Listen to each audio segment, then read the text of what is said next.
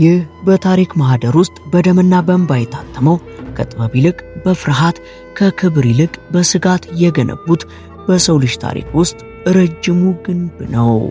ምናልባት ይህንን ከባህር የረዘመ ረጅም ግንብ ስትመለከቱ ግንቡ የታነጸው ለውበት አሊያም ለቱሪስቶች መዝናኛ ከመሰላችሁ እመኑኝ ተሳስታችኋል። ይህ የቻይናውያን ታላቁ ግንብ የተወለደው ከአንድ መራርና ጥልቅ ከሆነ ሰብአዊ ስሜት ሲሆን እሱም ፍርሃት ይባላል። ዛሬ ላይ ቆመን ይህንን 21000 ኪሎ ሜትሮችን አቋርጠው የሚነግዱ ግዙፍ ድንጋይ ክቦችን ስንመለከት በአእምሮአችን ውስጥ ሁሌም ቢሆን አንድ የማይቀየር ጥያቄ ይመላለሳል። ይህም ቻይናውያኑ ይህን ግዙፍ ኢምፓየር እንዲህ በረጅም ርቀት ላይ እንዲገነቡ ያስገደዳቸው ምን አይነት ስጋት ቢኖርባቸው ነው? እንዴትስ አድርገው እንዲገነቡት የሚል ሲሆን ነገሩ እንዲህ ነው። ዛሬ የቻይና ታላቁ ግንብ ብቻ ብለን የምንጠራው ይህ ስያሜ ብቻውን ታሪኩን ለመግለጽ ብቁ ቢሆንም በላባቸውና በደማቸው የገነቡትን እንደወጡ ዳግመኛ ወደ ቤታቸው ያልተመለሱትን ምስኪን የቻይናውያንን ሕይወት ግን አይገልጽልንም። የቱሪስት መዳረሻ ከመሆኑና በሚያማምሩ ፎቶግራፎች ከመዋቡ በፊት ይህ ስፍራ በሁለት ፍጹም የተለያዩ ዓለማት መካከል የነበረ ሞትና ሕይወትን የሚወስን ድንበር የነበረ ሲሆን በአንደኛው ወገን የታረሱ ሰፋፊ እርሻ መሬቶችን፣ የበለጸጉ የንግድ ከተሞችን፣ የተዘረጉ መንገዶችንና ሰላማዊ መንደሮችን የነበሩበት ስፍራ ሲሆን በሌላኛው ወገን ደግሞ ማለትም ከነዚህ በስተ ሰሜን ያለው ምድር ደግሞ የጦር አውድማ የነበረ ማለቂያ በሌለው ሰፊ ሜዳዎች ላይ እንዳውሎ ነፋስ የሚፈጥሙና እንደ ጦር የሚወነጨፉ የማንጎላውያን የጦር ፈረሰኞች የሚታዩበት ስፍራ ነበር። ታዲያ በጊዜው ግዛታቸውን በማስፋፋት የሚታወቁት ሞንጎላውያን ቻይናን በተደጋጋሚ የተናኮሷት ነበርና ይህ ነገር ለብዙ መቶ ዓመታት በሰሜናዊ ቻይና የቁም ስቃይ ነበረ። ከዛኛው ወገን ያለው ኃይል በተደጋጋሚ እየመጣ ቻይናውያኑን ማወክና መበጥበጥ የሁል ጊዜው ስራው ሆነ። ድንገተኛ ወረራዎችን ማድረግ፣ መንደሮችን ማቃጠልና የሚዘረፉ የገበሬ ሰብሎችን መዝረፍ የዘወትር የቻይናውያን ትልቅ ስጋት ሆነ። በቻይና ምድር ንጉሠ ነገሥታት ቢቀያየሩ፣ ስርወ መንግስታት ቢወድቁና ዳግም ቢነሱ፣ ነገር ግን ያ የፈረሰኞችና የጦር ኃይሎች ማዕት ግን ድንገት እየመጣ ያሻውን ማድረጉ ከቻይናውያን አእምሮ ሊጠፋ አልቻለምና ዘላቂ ቅዠት ሆነባቸው። ታዲያ ለዚህም ስጋታቸው መጀመሪያ ላይ መፍትሄ ያደረጉት ይህ ዛሬ የምናየው አይነት አንድ ወጥ የሆነ ረጅም ግንብ ሳይሆን ይልቁንም በተበታተነ መልኩ በተለያዩ ግዛቶች የታነጹ ትናንሽ አጥሮች፣ ከጭቃና ከአፈር የተሰሩ ግንቦች እንደ መፍትሄ ቀርበው ቢሰሩም ስኬታማ ሊሆን አልቻለም ነበርና ሌላ መፍትሄ ለመፈለግ ተገደዱ።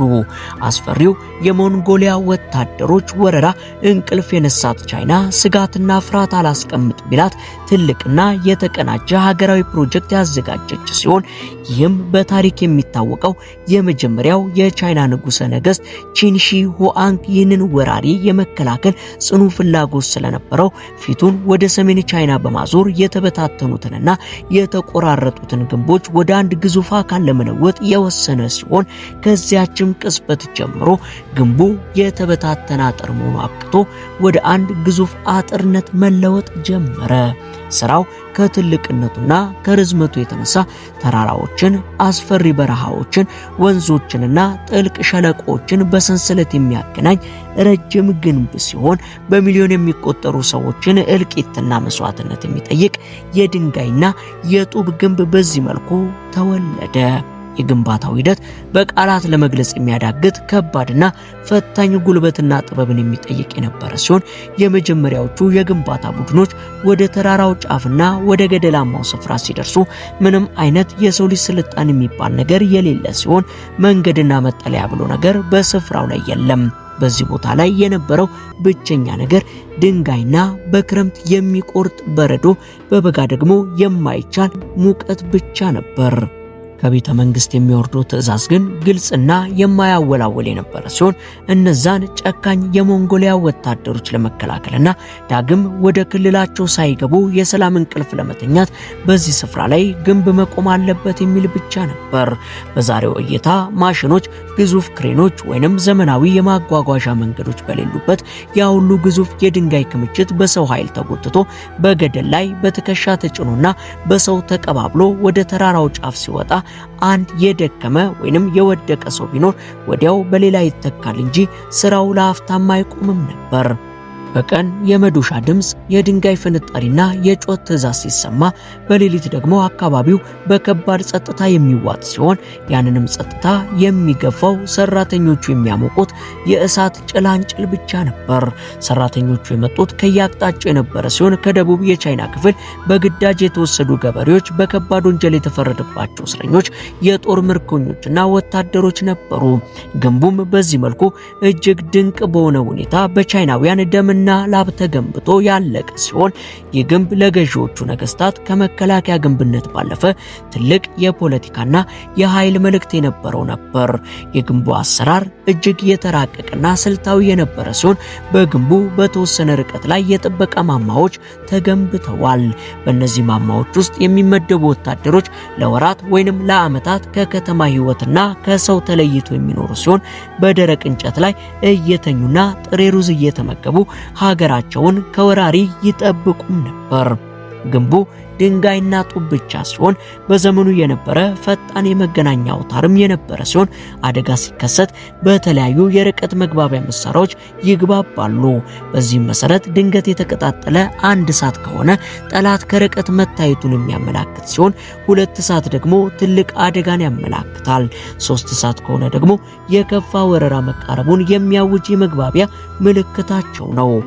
በዚህ መልኩ መረጃው ከማንኛውም ፈጣን ፈረስ በበለጠ ፍጥነት በመቶዎች የሚቆጠሩ ኪሎ ሜትሮችን አቋርጦ ለዋናው ወታደራዊ ማዕከል የሚደርስ ሲሆን የብርሃን ምልክቶች በሌሊት ተራራና ሸለቆን እያቋረጡ ለከተሞች ማስጠንቀቂያ ይሰጣሉ።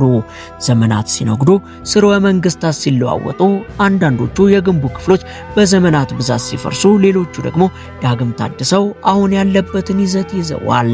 በዚህም ታዲያ እያንዳንዱ ዘመን በግንቡ ላይ የራሱን አሻራ ያሳረፈ ሲሆን ግንቡ በሰው አጥንት ላይ እንደታነጸ የሚገልጸው አሳዛኝ ታሪክ ዛሬም ድረስ በቻይናውያን ዘንድ በስፋት የሚነገር ሲሆን ከ4000 በላይ የሚሆኑ የግንባታው ስቃይ የበረታባቸው ሰራተኞች በዚያው በግንቡ ስር እንደተቀበሩ ይታመናል። ይህም ግንቡ ለቻይናውያን ያለውን የከበደ የህይወት ዋጋ በትክክል የሚገልጽ ቢሆንም ዛሬ ግንቡ ላይ የሚራመዱ በሚሊዮን የሚቆጠሩ ቱሪስቶች ከእያንዳንዱ የድንጋይ ንጣፍ ስር ስሙ ያልተጠቀሰና የተቀበረ ምስኪን ሰራተኛ መስዋዕትነት ሊኖር እንደሚችል እያሰቡ ይራመዳሉ። ከዚህ ባልተናነሰ ደግሞ ግንቡ በአንዳንድ አፈ ታሪኮችና ግነቶችም የተሞላ ሲሆን ከነዚህ መካከል ታላቁ የቻይና ግንብ ከህዋ ላይ እንኳን በአይን መታየት የሚችል ብቸኛው የሰው ልጅ ስራ ነው የሚል ሲሆን ይህ ነገር ግን በእውነታ ላይ ያልተመሰረተና ሳይንሳዊ መረጃ ያልተገኘለት መረጃ ሲሆን ግንቡ ምንም እንኳን ርዝመቱ እጅግ ግዙፍ ቢሆንም ስፋቱ ግን በጣም ቀጭን በመሆኑና ቀለሙም ከተራራው ድንጋይ ጋር ስለሚመሳሰል ያለምንም አጉሊ መነጽር ወይንም ካሜራ ከምድር ምህዋር ሆኖ ለመታየት እጅግ አስቸጋሪ ነው።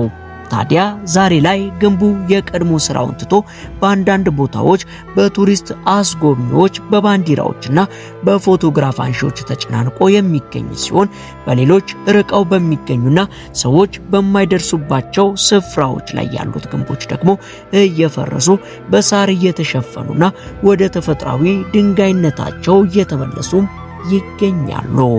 እናም የቻይና ታላቅ ግንብ ሁሉንም ጦርነቶች ባያስቆምም ሁሉንም ወረራዎችንም ባይከላከልም ቻይናውያን ግን ከጥንትም ጀምሮ ህልውናቸውን ለመጠበቅ እስከምን ድረስ እንደሚጓዙ ቅልብጭ አድርጎ ያሳየ ድንቅ ታሪካዊ ግንብ ሲሆን ታዲያ እግር ጥሎት አንድ ቀን ይህንን ግንብ በአካል ለማየት ብትታደሉ ለጥቂት ሰከንዶች ቆም ብለው ከዚህ ድንቅ ስነ ህንጻና ግንብ ጀርባ ከ4000 በላይ ሰዎች ህይወት መስዋዕትነት እንደተከፈለበት አሰብ አድርጎ እያልን የዛሬን በዚያ በቃን። አብራችሁን ስለነበራችሁ ከልብ እናመሰግናለን።